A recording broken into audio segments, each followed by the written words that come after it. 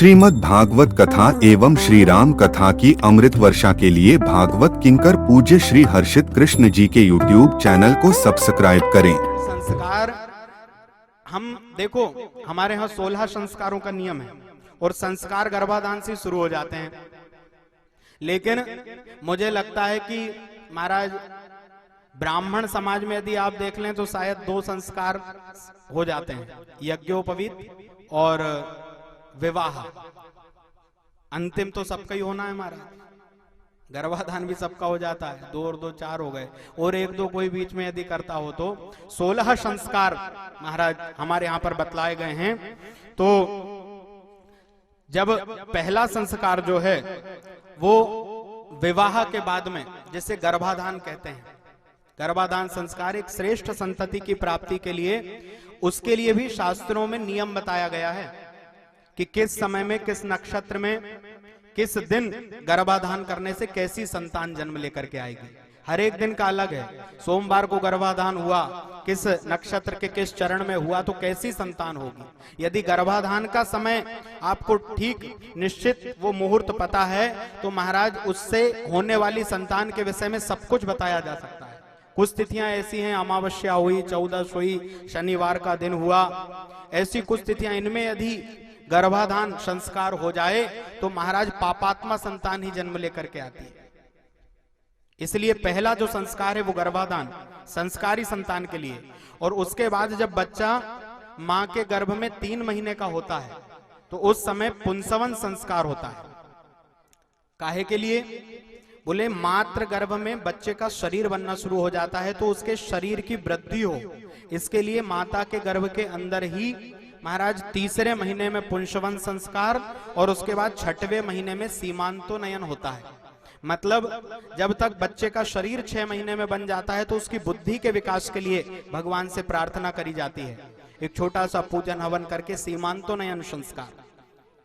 और जन्म लेते ही 9वें महीने के बाद जब 10वें महीने में बच्चा जन्म लेता है तो सबसे पहले जातकर्म संस्कार होता है महाराज। बंद हो गया आजकल।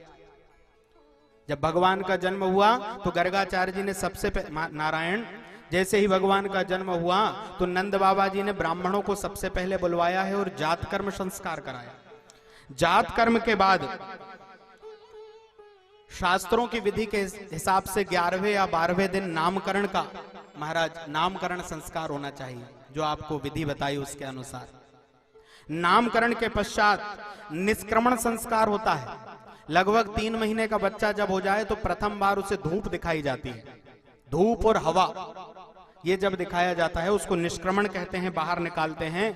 और उसके पश्चात ही 5 महीने में लगभग जब शिशु हो जाता है तो अन्नप्राशन संस्कार होता है।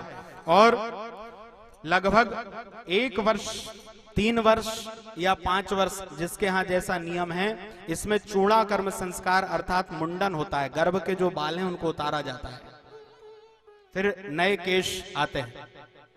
उसके पश्चात कर्णवेधन, कान छेदने की जो परंपरा है हमारे यहाँ हिंदू सनातन धर्म में, इन सब के वैज्ञानिक कारण भी है महाराज। तो 3रे, 5वें, 7वें जो जिसमें करता है कर्णवेधन संस्कार और उसके पश्चात उपनयन संस्कार। तो इसके लिए अलग अलग समय निश्चित किया गया है। ब्राह्मण का बालक है तो 8 वर्ष में उपनयन हो जाना चाहिए, क्षत्रिय है तो 11 में, वैश्य है तो 12 वर्ष में उपनयन संस्कार हो जाना चाहिए। नारायण। इसके बाद में महाराज जब बच्चा और थोड़ा बड़ा होता है तो फिर विद्यारंभ संस्कार, विद्या अध्ययन के लिए भेजा जाता है। और विद्या अध्ययन करने के बाद जब आश्रम से लौट करके आता है, जब विद्या पूर्ण हो जाती है तो समावर्तन संस्कार का नियम है। इसमें महाराज उस समय बच्चा सामाजिक जीवन में प्रवेश करता है।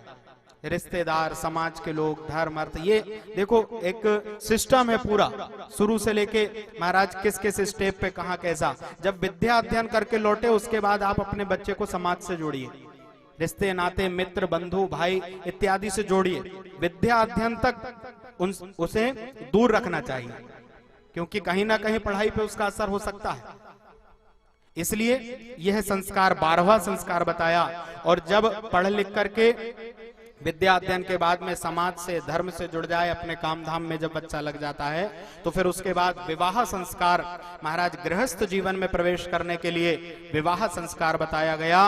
विवाह के बाद लगभग यदि हम सरकारी नियमों से चलें तो 18 वर्ष के बाद विवाह हो जाता है और 50 वर्ष की अवस्था में वानप्रस्थ का महाराज हमारे शास्त्र संदेश देते हैं। यह भी एक संस्कार है, इसमें गृह त्याग दिया जाता है, वानप्रस्थ संस्कार।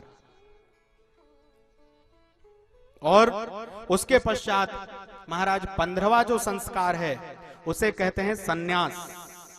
चराचर संसार से कोई मतलब नहीं, सन्यास लेकर के महाराज भगवत प्राप्ति के लिए अपनी इस देह का भी ध्यान नहीं रखा जाता और लगभग शरीर छोड़ने की अवस्था पे जब हम पहुंच जाते हैं सन्यास के बाद, तो जो अंतिम संस्कार होता है वो हमारे पुत्र आदि हमारा करते हैं। बोलो नारायण भगवान की। जन्म देने वाले भी दूसरे हैं, गर्भाधान वाले भी, और उसके पश्चात महाराज अंतिम क्रिया करने वाले भी दूसरे ही होंगे। बोलो नारायण भगवान की। पूरा जीवन दूसरों पे आधारित है मुन्ना भैया, पूरा जीवन। हाँ, जन्म से लेके मृत्यु तक कोई कितना ही घमंड क्यों ना कर ले, लेकिन हर एक पल किसी दूसरे के बिना नहीं रह सकता। गर्भ में है तो, गर्भ से बाहर आया तो, और जीवन चक्र जैसे ही शुरू हुआ कितना ही धन कमा ले, हर समय एक दूसरे का साथ रहना ही पड़ेगा, रखना ही पड़ेगा। इसलिए संसार में संत कहते हैं कि पारस्परिक प्रेम बना रहे, सबसे मित्रता हो, कोई से दुश्मनी नहीं, सब हमारे हो, कोई पराया नहीं। छोटी छोटी बातों पर मनमुटाव हो जाता है। बहुत सारी बातें तो ऐसी होती कि बात कुछ होती ही नहीं और अपने आप ही महाराज संदेह में आकर के कोई हमारा दुश्मन बन जाता है। वास्तविकता कुछ होती ही नहीं, बहुत सारे मामले ऐसे होते हैं। इसलिए उसके लिए विद्वान कहते हैं कि परस्पर एक दूसरे से बातचीत और मित्रता बनी रहे।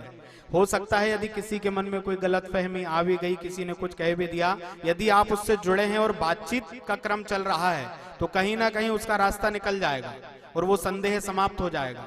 लेकिन यदि आप महाराज उसे गांठ बांध करके और बिल्कुल मिलना ही नहीं है तो फिर महाराज कोई आपको मिला नहीं सकता। बोलो नारायण भगवान की।